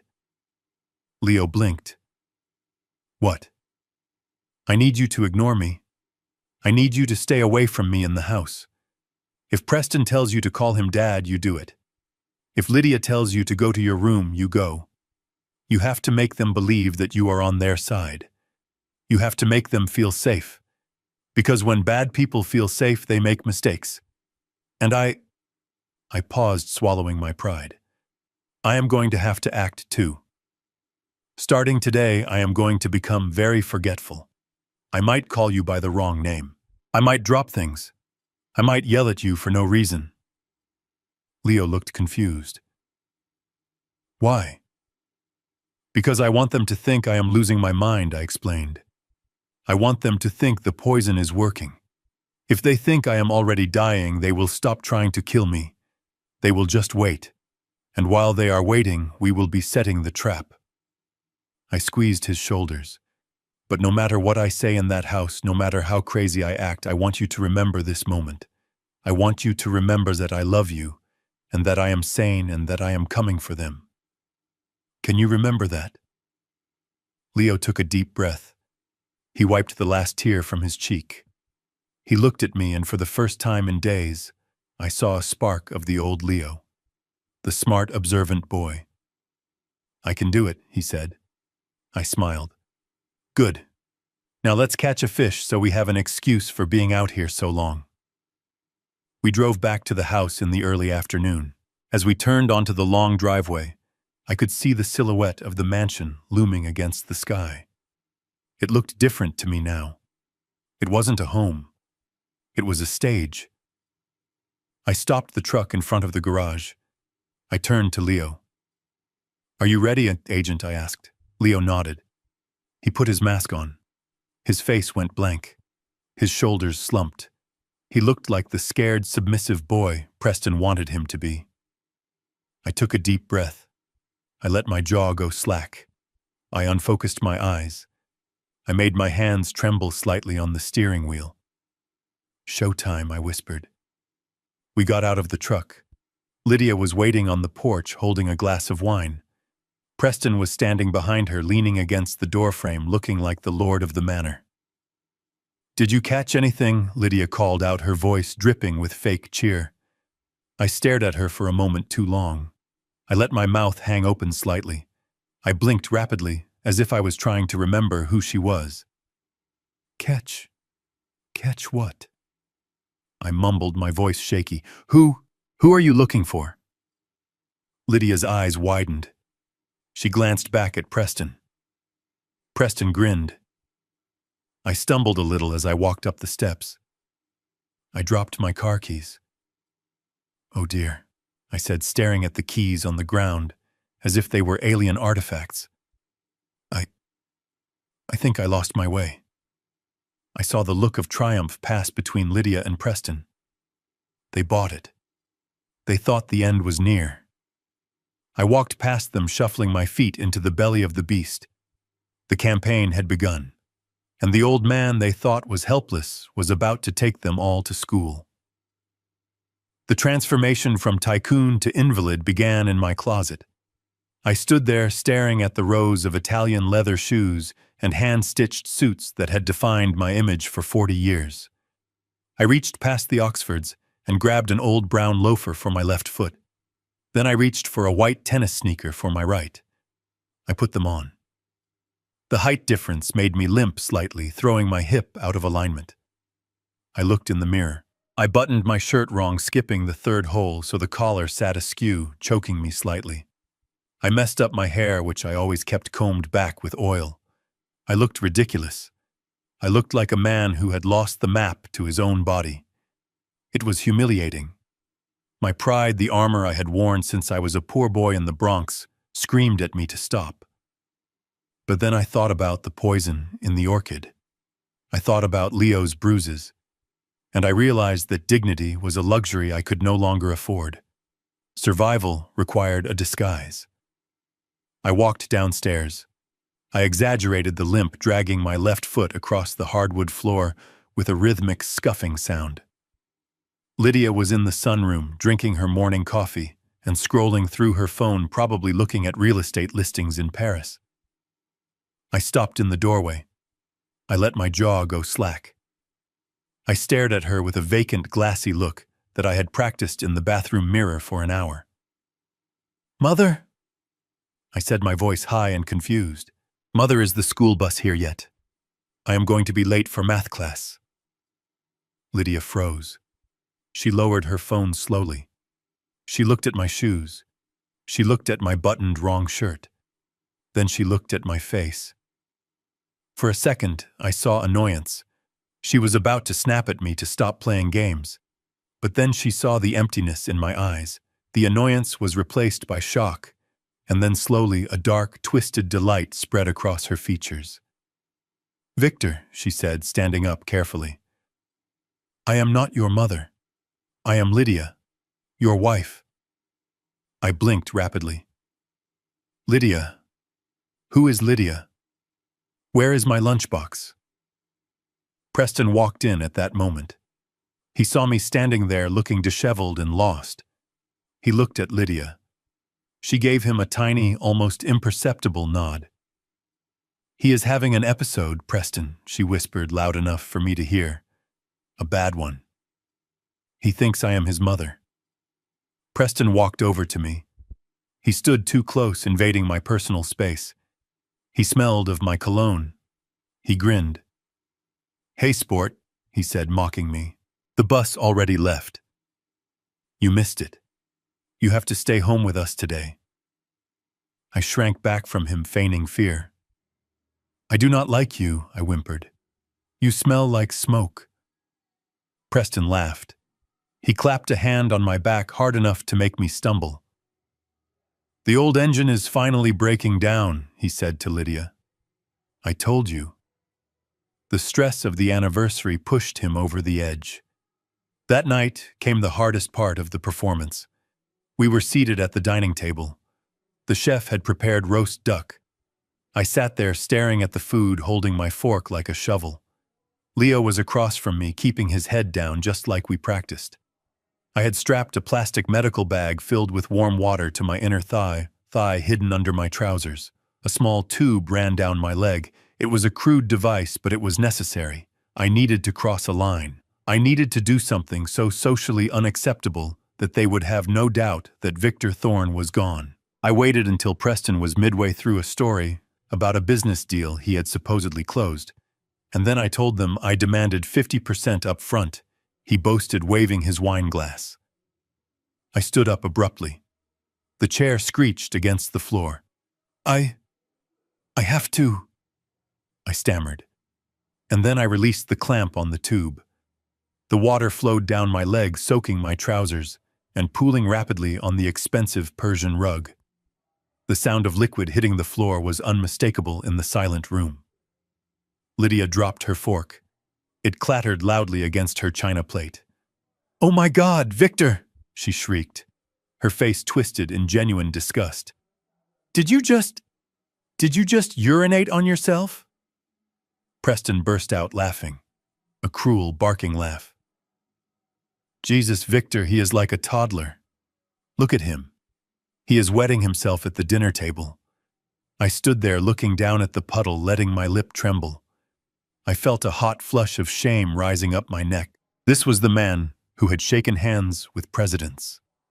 This was the man who had built skyscrapers. And here I was, standing in a puddle of fake urine, while my brother laughed at me. But I forced myself to hold the character. I made a spill," I whispered, my voice trembling. "I made a spill, Mommy." Lydia stood up, throwing her napkin on the table. "Get him out of here," she snapped at the maid. "Clean him up, and burn those trousers. I cannot eat like this. This is disgusting." As the maid led me away, I risked a glance at Leo. He was not looking at me. He was looking at Preston with a cold, hard stare. Good boy. He was staying in character, too. The next morning, the doctor arrived. Dr. Sterling. I knew of him. He was a concierge doctor for the wealthy in Greenwich, known for writing prescriptions for whatever his clients wanted, no questions asked. He had a shiny suit and a smile that looked like it was bought at a discount store. Lydia had clearly briefed him. He sat me down in the living room. Lydia and Preston stood behind him like vultures. "Hello, Victor," Dr. Sterling said, shining a penlight into my eyes. "I am just going to ask you a few questions. Can you tell me what year it is?" I stared at his tie. It was ugly. "It is 1985, I said confidently. "Reagan is in the White House." Dr. Sterling made a note on his clipboard. "And can you tell me who this woman is?" He pointed to Lydia. "That is the nurse," I said. "She steals my change." Lydia let out a gasp of indignation, but Dr. Sterling held up a hand. "Typical paranoia," he murmured. "Confusion of time and identity." He handed me a piece of paper and a pen. "Draw a clock for me, Victor. Put the hands at 3 o'clock. I took the pen. My hand shook. Instead of a circle, I drew a jagged square. I put numbers in random corners. 7, 12, 0. Dr. Sterling took the paper back. He looked at it and shook his head with feigned sadness. "It is advanced," he announced, turning to Lydia. "Rapid onset Alzheimer's, likely aggravated by a series of mini-strokes. The decline is precipitous. In my professional opinion, he is no longer capable of making decisions. He is a danger to himself and others." Preston stepped forward, trying to hide his excitement. "So, what does that mean, Doctor?" "Legally speaking, it means he needs a guardian," Dr. Sterling said. "He is incapacitated. If he were to sign a contract today, it would be void. But if you have power of attorney, you can manage his affairs for his own safety, of course." Lydia put a hand to her chest. "Oh, poor Victor. But we have to do what is best for him. Will you sign the affidavit, Doctor? I will have it ready by this afternoon," Dr. Sterling promised. I sat there slumped in the chair listening to them sign away my freedom. They were so happy. They thought they had won the lottery. They did not know that Dr. Sterling's diagnosis was the key to my trap. By declaring me incompetent, they were walking right into the line of fire. 2 hours later, the family lawyer, Harrison Graves, arrived. But this was not my trusted Harrison. This was the junior partner, a man Lydia had been cultivating. He looked at the medical report and nodded. "This is conclusive," he said. "We need to move fast. If the shareholders hear about this, the stock will tank. We need to transfer control quietly." "When can we do it?" Preston asked, pacing the room. "Thanksgiving is next week," the lawyer said. "It is a family holiday. It is natural for everyone to be together. We will organize a small ceremony here. Victor will sign the transfer of power of attorney to you, Lydia. We will frame it as a retirement due to health." "Thanksgiving." Lydia mused. A smile spread across her face. "It is perfect. We can have a big dinner. We can invite the board members to witness it. A celebration of Victor's legacy as he passes the torch." "Passes the torch." Preston laughed. "More like drops it in the mud." I was sitting in the corner playing with a piece of string I had found in my pocket. I looked up at them. "Turkey," I mumbled. "I like turkey." Lydia looked at me with pity that was really contempt. "Yes, Victor," she said. "You will get your turkey, and then you will go to bed and let the adults talk." I lowered my head to hide the spark in my eyes. Thanksgiving. The holiday of gratitude. I had a lot to be grateful for. I was grateful they were greedy. I was grateful they were arrogant. And I was grateful that they had set a date for their own execution. Next week at the Thanksgiving table, they expected a signature. Instead, they were going to get a revelation that would shatter their world. The turkey would not be the only thing getting carved up. Midnight came, and the house finally fell into a silence that felt heavy and suffocating. Lydia was in the master bedroom, probably dreaming of the yachts she would buy with my life insurance. Preston was in the east wing, likely high on the painkillers he did not need. I was supposed to be in the guest room, sedated and confused. But my mind was sharper than a diamond cutter. I dressed in the dark, putting on a pair of dark coveralls I used for gardening, and a wool cap pulled low over my eyes. I did not take my keys. The luxury cars in the garage were definitely tracked. Instead, I slipped out the kitchen door, avoiding the squeaky floorboard near the pantry, and made my way to the potting shed. Inside was an old beat-up Ford truck that the groundskeeper used for hauling mulch. It smelled of fertilizer and gasoline. It was perfect. I hot-wired it, a skill I had learned growing up in the Bronx before I ever wore a tie. The engine coughed to life with a rumble that sounded too loud in the quiet night, but the wind coming off the ocean masked the sound. I drove with the headlights off until I hit the main road. 30 minutes later, I pulled into the salvage yard on the outskirts of the city. This was a place of rusted metal and broken dreams, a graveyard for machines. It was also the only place I knew where a conversation could not be recorded. The industrial crusher was running a rhythmic grinding noise that would scramble any long-range microphone. A black sedan was already parked in the shadow of a mountain of crushed cars. Harrison Graves stepped out. He was my real lawyer, not the puppet Lydia had brought to the house. Harrison was a man of few words and even fewer smiles. He looked at me in my coveralls and shook his head. "You look like hell, Victor," he said, his voice barely audible over the machinery. "I feel like hell, Harrison," I replied, spitting on the dusty ground. "But I am not dead yet. And I am definitely not crazy." We walked deeper into the yard, away from the road. I told him everything. I told him about the orchid. I told him about the paternity test. I told him about the smurfing from my accounts. Harrison listened, his face hardening with every sentence.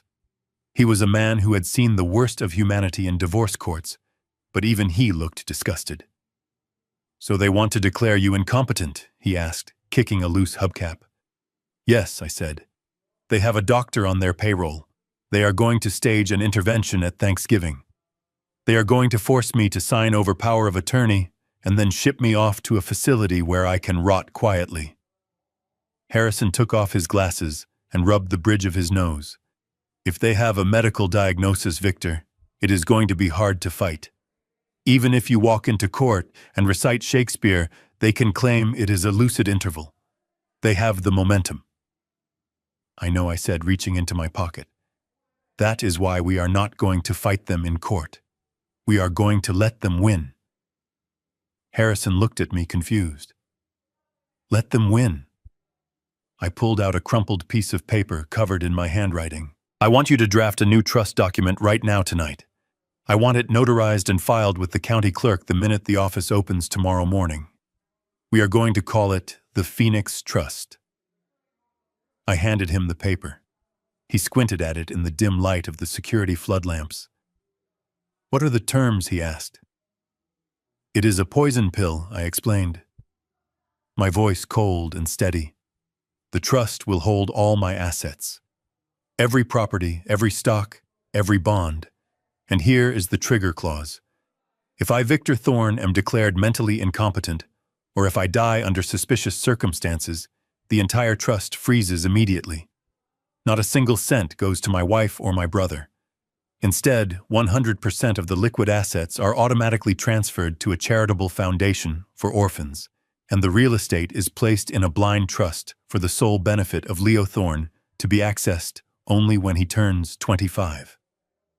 Harrison read the notes, his eyes widening. Victor, this is nuclear. If they sign that power of attorney thinking they are getting control of your empire, they will actually be triggering a mechanism that strips them of everything. They will be guardians of an empty vault. Exactly, I said, allowing myself a grim smile. They want to be in charge of my life. Fine. Let them be in charge. But the moment they take the wheel, the engine falls out.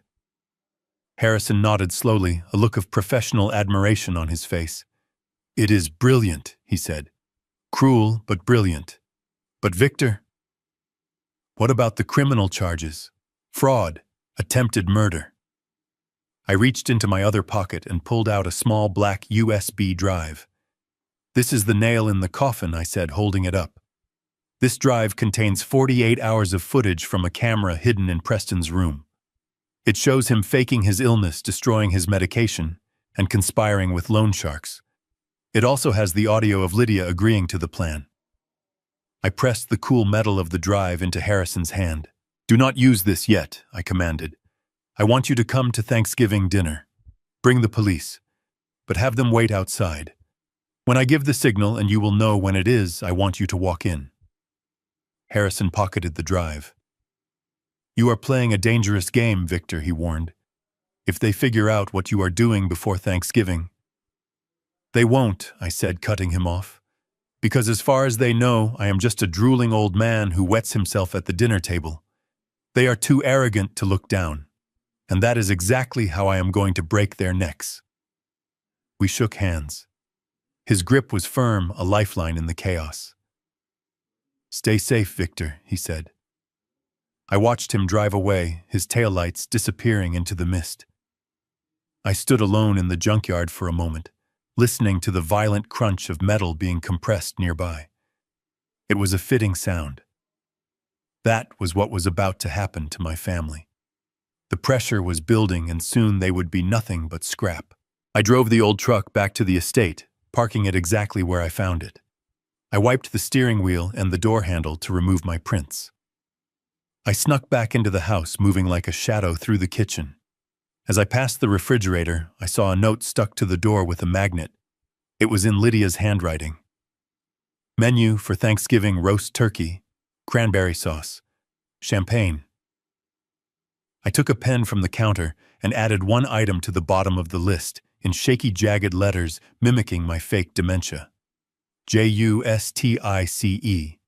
Then I crept back up to the guest room, took off the coveralls, and slid under the cold sheets. My heart was racing, but my mind was at peace. The trap was set. The legal landmines were buried. All I had to do now was wait for them to step on the trigger. I looked at the ceiling, imagining the scene next week. They would be dressed in their finest clothes, raising their glasses to their own cleverness. And I would be sitting there, the Trojan horse in their midst, ready to open the gates and let the fire rain down. 4 days. I just had to survive 4 more days. I closed my eyes, and for the first time in a week, I fell into a deep, dreamless sleep. The sleep of a man who knows he's already won the war, even if the enemy is still marching. Thanksgiving arrived not with the warmth of family, but with the cold precision of a military operation. The dining room was set for 12. The finest china, the one with the gold rim that my grandmother had brought over from England, was laid out on the mahogany table. Crystal glasses sparkled under the chandelier. In the center of the table sat a 20-pound turkey roasted to golden perfection. It looked delicious. It smelled like sage and butter. But as I sat at the head of the table staring at the bird, I felt like I was looking at a carcass. And I knew that if I was not careful, the vultures sitting around me would be picking my bones clean by dessert. The guests had arrived promptly at 6. There was Dr. Sterling, the man who had sold his medical oath for a bribe, wearing a suit that was too shiny for the occasion. There was the junior lawyer, a nervous young man named Mr. Blight, who kept checking his watch as if he had a plane to catch. There was my cousin Martha, a well-meaning but gossipy woman who had been invited solely to serve as a credible witness to my decline. And of course, there were the stars of the show. Lydia looked stunning in a red dress the color of fresh blood. Preston wore a velvet blazer, playing the role of the grieving yet strong brother to perfection. I sat in my wheelchair. I did not need a wheelchair. My legs were as strong as ever. But the wheelchair was a nice touch. It made me look smaller, weaker. I sat slumped to one side, a napkin tucked into my collar like a bib. I let my mouth hang open slightly. I stared at the candles with a vacant, glassy expression. "Victor, look who is here," Lydia said loudly, as if I were deaf. "It is Cousin Martha. Do you remember Martha?" I blinked slowly, turning my head with a mechanical stiffness. "Martha," I mumbled. "Did you bring the cat?" Martha's face fell. "Oh, poor Victor," she whispered to Preston. "I do not have a cat. I have never had a cat." Preston sighed, placing a comforting hand on her shoulder. "It comes and goes, Martha. Some days he thinks he is back in the Navy. Some days he thinks we are running a zoo. We just play along. It keeps him calm." Dinner was a torture session of hushed conversations and pitying glances. They talked about me as if I were a piece of furniture. They talked about the tragedy of my condition. They talked about how brave Lydia was for caring for me. I watched Leo from beneath my heavy eyelids. He was sitting at the far end of the table, pushing peas around his plate. He looked terrified. He was playing his part well, but I could see the tension in his small shoulders. He knew that tonight was the night. He knew that the man sitting in the wheelchair was not a vegetable but a coiled spring waiting to snap. Preston stood up to make a toast. He raised his glass of vintage Cabernet. "I want to propose a toast," he said, his voice thick with fake emotion. "To family. In times of darkness, family is the only light we have. My brother Victor built this empire. He built this life. And though his mind has drifted, his legacy remains. We are here tonight, not just to give thanks, but to promise him that we will protect what he built. To Victor." To Victor, the guests chorused, raising their glasses. I let out a loud, sudden laugh. It was a jarring sound. "The bird is burning!" I shouted, pointing at the turkey. "The bird is on fire! Call the firemen!" Lydia rushed to my side, dabbing my mouth with a napkin. "Shh, Victor. It is okay. The turkey is not burning. Turkey is... It is just dinner." I swatted her hand away. "I want ice cream," I demanded petulantly. Soon, darling, soon, Lydia soothed. But first we have a little business to take care of. Just a small thing, and then you can have all the ice cream you want. She signaled to Mr. Blight. The lawyer reached into his briefcase and pulled out a thick stack of documents bound in a blue folder. The sound of the heavy paper hitting the table silenced the room. This is the moment. The trap was springing. Preston walked over to me. He knelt down beside the wheelchair so he was at eye level. He smelled of scotch and arrogance. "Victor," he said softly, using his best salesman voice, "we need to help you with the company. You know how stressful it is. The bills, the contracts, the employees. It is too much for you right now. We want you to rest. We want you to sit in the garden and watch the ocean." He placed a pen in my hand. It was a heavy Mont Blanc fountain pen. My pen. "Lydia and I are going to take the burden off your shoulders," Preston continued. "All you have to do is sign this paper. It just says that you trust us to drive the car for a while. That is all." Mr. Blight opened the folder to the last page. There was a line labeled Grantor Signature. Below it in fine print were the words, "Irrevocable power of attorney and transfer of assets." I looked at the paper. I looked at the pen. I let my hand shake violently. The pen rattled against the paper, making small ink blots. I do not understand," I stammered. "Is this my report card?" Preston's smile faltered for a second, but he recovered quickly. "No, Victor. It is a permission slip, like for a field trip. Just sign your name, right there on the line." I looked around the room. Martha was dabbing her eyes with a tissue. Dr. Sterling was nodding encouragingly. Lydia was biting her lip and her eyes locked on the pen. They were all holding their breath. They were already spending the money in their heads. I lowered the pen to the paper. My hand was shaking so bad that I could barely hold the instrument. I started to make a mark, a jagged line. Lydia leaned in closer. "That is it, honey. Just write Victor Thorne. V-I-C." I stopped. The shaking stopped. In an instant, my hand became rock steady. The transition was so abrupt that Preston, who was holding the edge of the folder, frowned in confusion. I sat up straight in the wheelchair. I rolled my neck, releasing the tension. The slackness in my jaw vanished. The glassy look in my eyes sharpened into a glare of cold, focused hatred. I gripped the pen. I did not sign my name. Instead, I pressed the nib hard into the paper, scratching loudly in the silence of the room. I wrote 3 words in large block letters. The sound of the pen tearing into the fiber of the paper was like a knife sharpening on stone. I wrote slowly, deliberately. Preston leaned in to see what I was doing. What is that?" he asked. "That is not your name. I finished the last letter with a flourish. I dropped the pen onto the table. It rolled and hit the crystal glass with a clear chime. I looked up. I looked Preston directly in the eyes. And then I smiled. It was not the smile of a senile old man. It was the smile of the shark that had eaten the other sharks. "Read it," I said. My voice was clear, strong, and commanding. The voice of the CEO. The voice of the patriarch. Preston looked down at the paper. His face went pale. His mouth opened, but no sound came out. Lydia snatched the folder. She looked at the signature line. Her eyes widened in horror. She gasped, dropping the folder as if it were burning hot. The guests leaned in confused. "What does it say?" Martha asked. Lydia backed away from me, knocking over her chair. She looked at me with pure terror. On the line where I was supposed to sign away my life, I had written in bold, unshakable letters, "I know everything."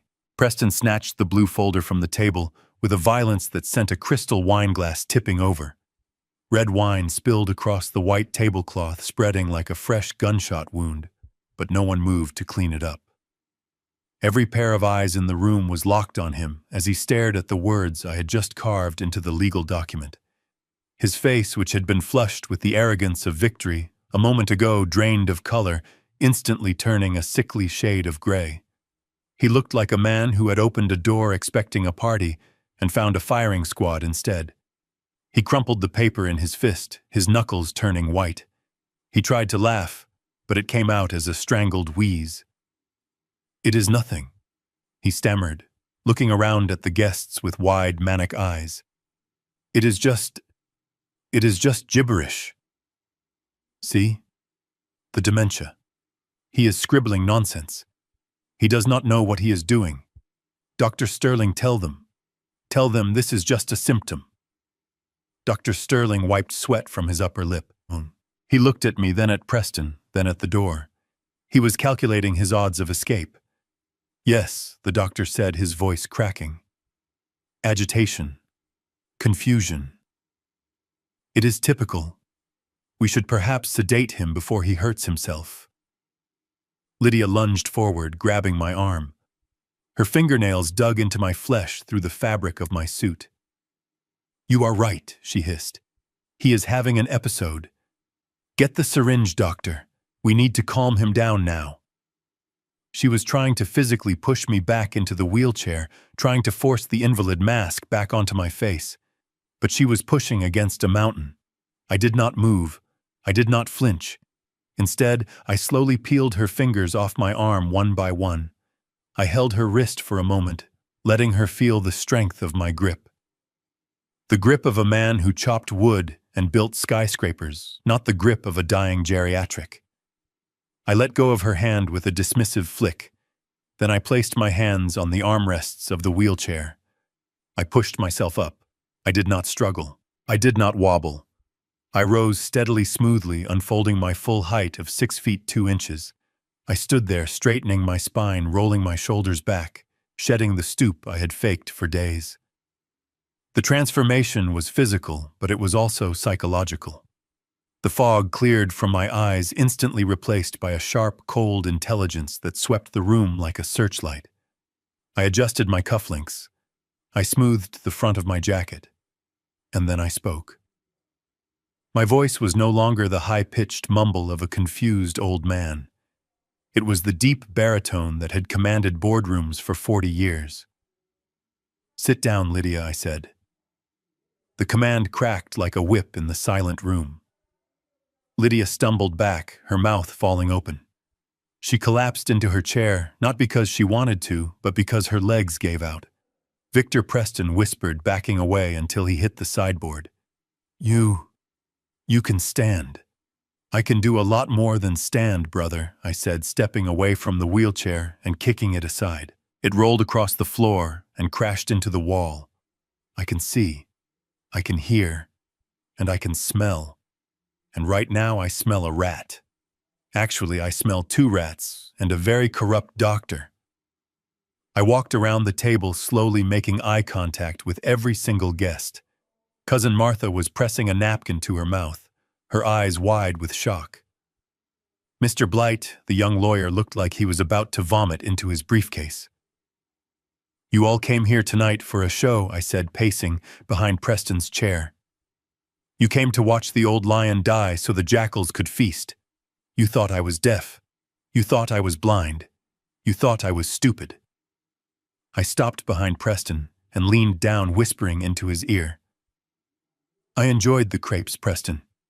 But you really should check for cameras before you flush your cancer medication down the toilet.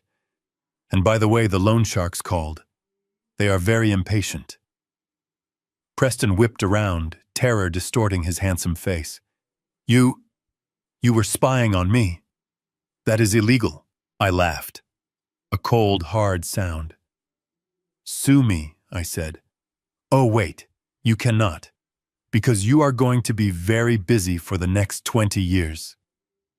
Lydia stood up, her hands shaking. "Victor, stop this," she pleaded, her voice trembling with desperation. "You are not well. You are imagining things. We love you. We were just trying to help you." "Help me," I repeated, mocking her tone. "You tried to poison me with my own wine. You gaslit me into thinking I was crazy. You stole $500,000 from my accounts. Is that your definition of love, Lydia?" She froze. The mention of the poison hit her like a physical blow. She knew there was no coming back from that. But I was not done. The financial crimes, the attempted murder, those were for the courts. What I was about to do next was for me. It was for the soul of the family. I turned my back on them and looked at the end of the table. Leo was sitting there. He had not moved. He was gripping his fork so hard, his knuckles were white. He was looking at me, his eyes wide with a mixture of fear and awe. He had seen the transformation. He had seen his father return from the dead. I walked over to him. The room watched in breathless silence. I knelt down so I was eye to eye with the boy. I put a hand on his shoulder. "It is time, Leo," I said softly. "Remember our deal. Remember the fishing trip." Leo nodded. He took a deep breath. He swallowed hard. I stood up and turned him around to face the guests, to face Preston and Lydia. "Leo," I said, my voice ringing out clearly, "I want you to tell everyone in this room what your Uncle Preston and your mother told you to do tonight." Preston stepped forward, holding out a hand.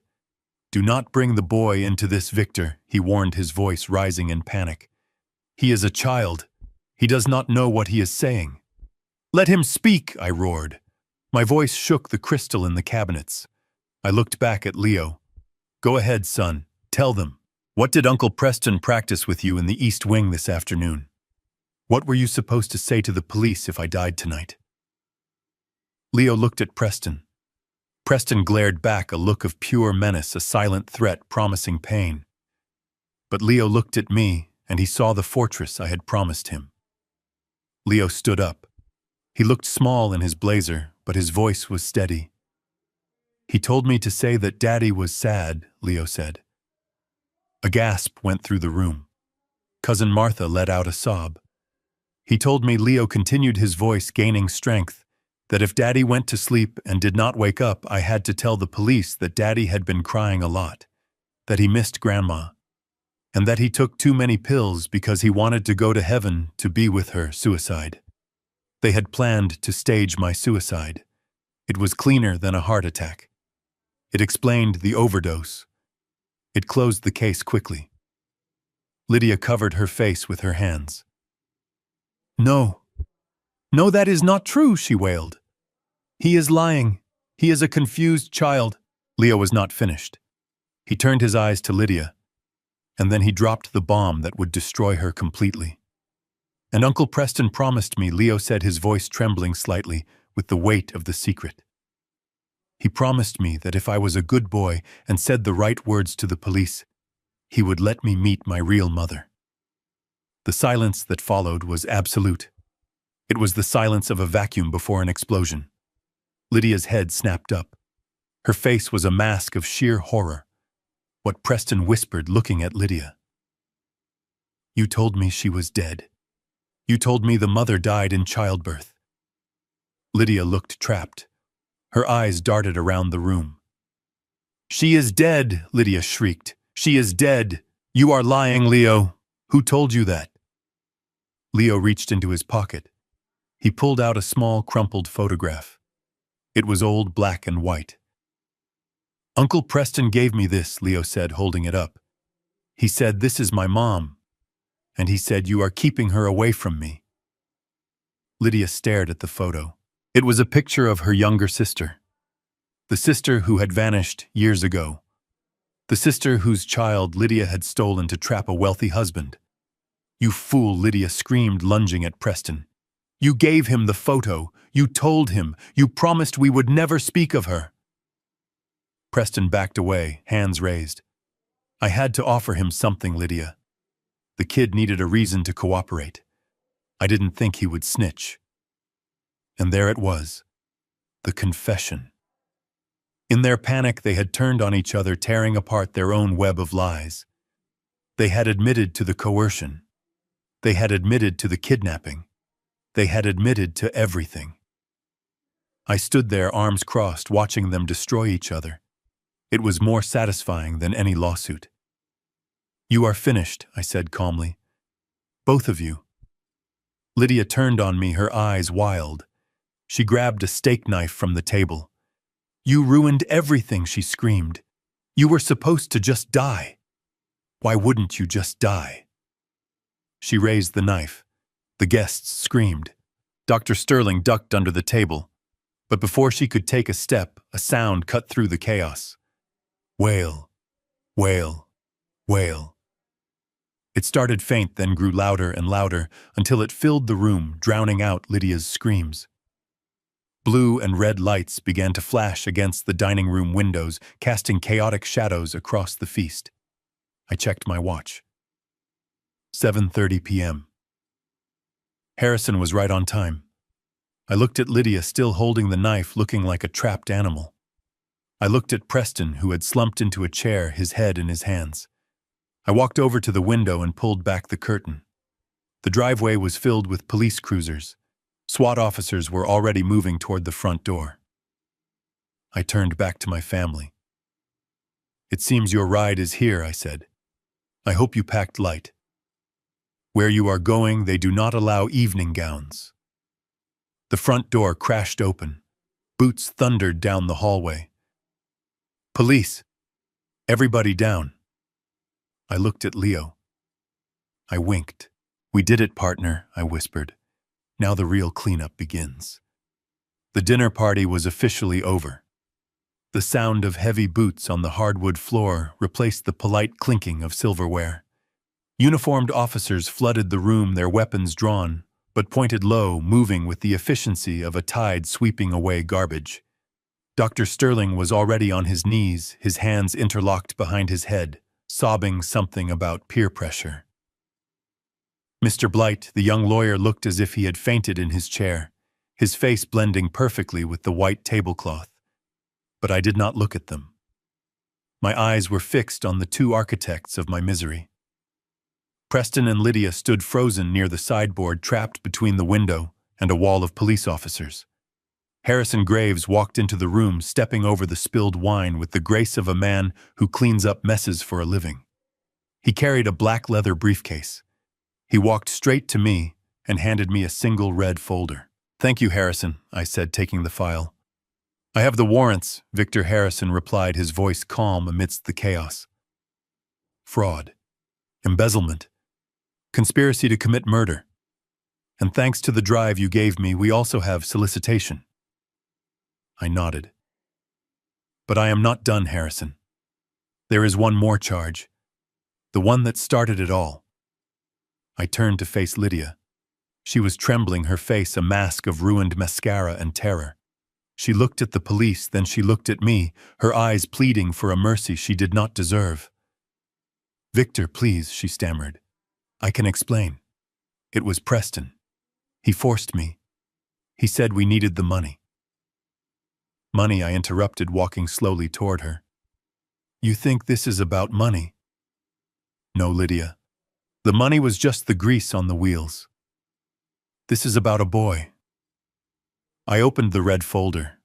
Inside was a birth certificate. The real one. Not the forgery she had framed in the nursery upstairs. 12 years ago, you came to me and told me you were pregnant," I said, my voice echoing in the silent room. "You wore the padding. You faked the morning sickness. You played the role of the glowing, expectant mother perfectly. And then you went away for a private confinement in Europe. You came back with a baby boy. You placed him in my arms, and I cried tears of joy. I thought God had finally blessed me." Lydia was shaking her head violently. "Stop it, Victor. Don't do this in front of them." "But it was all a lie," I continued, my voice rising. "You were never pregnant. You could never get pregnant. You needed an heir to secure your position in this family because you knew I was thinking of divorcing you back then. So you and Preston made a deal." I pointed at Preston, who was looking at the floor, sweat dripping from his nose. "Preston had a mistress," I said. "A young waitress named Sarah. She got pregnant. Preston didn't want the baby, but he saw an opportunity. He offered Sarah money to disappear, but Sarah didn't want money. She wanted her son. I took a step closer to Lydia. So you took him. You didn't adopt him, Lydia. You stole him. You paid off a corrupt clinic to falsify the records. You took a screaming infant from his mother's arms, and you brought him here to be a prop in your play. You made him a thorn, not because you loved him, but because you needed a human shield to protect your access to my bank account. Lydia let out a high-pitched wail. She was an addict, she screamed. She was unfit. I saved him. I gave him a life of luxury. I am his mother. You are a kidnapper, I roared. And you are a fraud. But here is the part you do not know, Lydia. I looked at Preston. He flinched. He knew what was coming. Preston told you that Sarah died of an overdose a year later, didn't he? He told you the loose end was tied up. He told you that you were safe because the only witness was 6 feet under. Lydia looked at Preston. He promised me, she whispered. He showed me the obituary. He lied, I said. Just like he lied to me. Just like he lied to Leo. I pulled a photograph from the folder. It was a recent picture of a woman with sad eyes sitting in a garden. Sarah is alive, Lydia. She is not dead. She is in a mental health facility in Vermont. Preston has been paying her bills for 12 years, not out of kindness, but as hush money. He kept her alive as an insurance policy. In case you ever tried to cut him out of the deal, he could threaten to reveal the truth and send you to prison for kidnapping. Lydia froze. The reality of the betrayal washed over her. She had been Preston's partner, but she had also been his puppet. He had held a gun to her head for 12 years without her even knowing it. You lied to me, Lydia whispered. Her voice was barely audible, but it carried the weight of a nuclear explosion. Preston backed away, his hands raised. Lydia, listen, he pleaded. I did it for us. I had to keep leverage. You know how you are. You would have thrown me aside the moment you got the inheritance. I needed security. You let me believe I was safe, Lydia screamed. Her hands curled into claws. You let me live in fear of a ghost when she was alive the whole time. She lunged. It happened so fast the officers didn't have time to react. Lydia threw herself at Preston, not with the slap of a scorned woman, but with the fury of a cornered beast. She raked her nails down his face, drawing deep lines of blood. She grabbed his hair, pulling with a strength born of pure madness. You bastard, she shrieked. You ruined my life. Preston roared in pain and shoved her back. He raised his fist to strike her, his face twisted into a snarl of violence. Get off me, you crazy witch, he yelled. Before he could land the punch, a SWAT officer tackled him. Preston hit the floor with a bone-jarring thud. 2 more officers grabbed Lydia, dragging her back as she kicked and screamed, spitting curses at the man she had conspired with just minutes ago. Preston struggled against the handcuffs. Get off me, I am Preston Thorne, he shouted. That old man is lying. He is the crazy one. I stood over him. I looked down at my brother lying on the expensive rug, his nose bleeding, his velvet jacket torn. You are not Preston Thorne anymore, I said coldly. You are inmate number 8940. The officers hauled him to his feet. He looked at me, his eyes wild with hate. I should have killed you when I had the chance, he spat. I should have used a gun instead of that stupid powder. The confession was loud and clear. Harrison Graves nodded to the police captain. That is all we needed, Harrison said. Take them away. I watched as they were dragged out the front door. Lydia was still sobbing incoherent pleas for mercy, blaming Preston for everything. Preston was cursing, swearing vengeance on me and the world. They looked pathetic. They looked small. The monsters that had terrified my son were just 2 broken, greedy people who had turned on each other the moment the darkness fell. The door slammed shut. The flashing lights continued to strobe through the window, but the screaming had stopped. The room fell into a heavy silence. The guests were gone, ushered out by the police to give statements. It was just me, Harrison, and Leo. I felt a sudden wave of exhaustion hit me. It wasn't the physical fatigue of the acting. It was a spiritual hollowness. I had won. I had destroyed my enemies. I had saved my fortune. But I had also lost the illusion of the family I thought I had.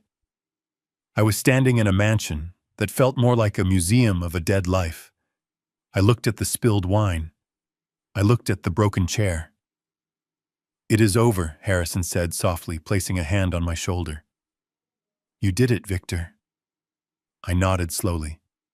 I felt empty. A strange, hollow feeling in my chest where the anger used to be. The adrenaline was fading, leaving behind the cold reality of starting over at 70 years old. But then I felt a small hand slip into mine. I looked down. Leo was standing there. He was looking at the door where Preston and Lydia had disappeared. Then he looked up at me. His eyes were clear. The fear that had haunted them for days was gone. "Are they coming back?" he asked quietly. "No, son," I said, squeezing his hand. "They are never coming back." Leo took a deep breath. He didn't smile. He didn't cheer. He just leaned his head against my arm. "Can we have ice cream now?" he asked. "Like you said." I looked at him, and for the first time that night, a genuine smile touched my lips. It wasn't the smile of a tycoon or a vengeful god. It was just the smile of a dad. "Yes, Leo," I said. "We can have all the ice cream in the world." I turned my back on the ruin of the dinner party. I walked toward the kitchen, holding the hand of the only person who mattered. The war was over. The silence was not empty anymore. It was peaceful. And in that peace I knew that even though I had lost a wife and a brother, I had gained something far more precious. I had gained the truth. And the truth, as painful as it was the only foundation worth building on. The salt air of the Connecticut coastline has always smelled like clarity to me. It clears the lungs and sharpens the mind. For the past month, I have spent a lot of time sitting here on this weathered wooden dock, staring at the gray horizon where the water meets the sky. It is quiet now. The mansion on the hill behind us is finally silent. The police tape is gone. The lawyers have stopped calling every hour. The tabloid reporters who camped out at the gate for 2 weeks, hoping for a glimpse of the scandalous Thorne family, have finally moved on to the next tragedy. I looked down at the boy sitting beside me. Leo was dangling his legs over the edge of the pier, his sneakers hovering just inches above the dark water. He was wearing a new jacket, one that fit him properly, not a hand-me-down from a cousin or a cheap, impulsive buy from Lydia. He looked different. The shadows under his eyes had faded. The flinch in his shoulders whenever an adult raised a voice was slowly disappearing. But he was still quiet. He was still processing the earthquake that had leveled his world. I reached into the inside pocket of my coat. I pulled out a thick envelope. It was heavy. It felt heavier than the deed to the estate. It felt heavier than the gun I had almost used that night in the hallway. "Leo," I said, my voice soft but firm against the sound of the crashing waves. "I have something for you." Leo turned his head. He looked at the envelope, and for a split second I saw a flash of the old fear. He thought it was bad news. He thought it was a letter from prison. He thought it was a bill. "It is not from them," I assured him, handing it over. "Go ahead. Open it." Leo took the envelope with both hands. He slid his finger under the flap and pulled out the stack of documents. They were crisp and white, stamped with the official seal of the state of Connecticut. He read the title page. His lips moved silently as he sounded out the legal words. "Certificate of Adoption." He froze. He read it again. Then he looked up at me, his eyes wide and searching. "What does this mean?" he asked, his voice trembling. I shifted on the bench, turning to face him fully. I took off my sunglasses so he could see my eyes. So he could see that there was no deception here, no acting, no hidden agendas. "It means that as of 9 o'clock this morning, you are officially my son," I said. "Not my nephew, not my ward, my son." It means that no matter what blood runs in your veins, the law says you belong to me, and I belong to you. Leo looked back down at the paper. He traced his name with his finger. Leo Thorne. But, he hesitated, biting his lip.